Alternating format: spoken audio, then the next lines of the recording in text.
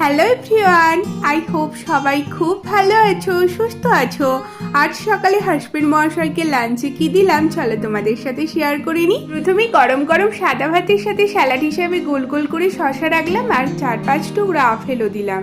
2-3 দিন ধরে আপেল পরপর দিচ্ছি, আসলে আপেলটা রেখে দিলে লাল হয়ে যায়। সিকিমে ঠান্ডার কারণের জন্য ফ্রিজটা আমাদের প্রয়োজনও পড়ে না, আর ফল তো বেশি দিন কেটে রেখে খাওয়াটাও ঠিক না। এরপরের কন্টেনারটাই দিলাম লাউ আলু ছোলা দিয়ে তরকারি, তার সাথে একটা নতুন ধরনের ভাজি। এটা হলো লাউ খোলাটা মোটা মোটা করে ভাজলে বেশ মিষ্টি মিষ্টি, খেতে ভালোই লাগে।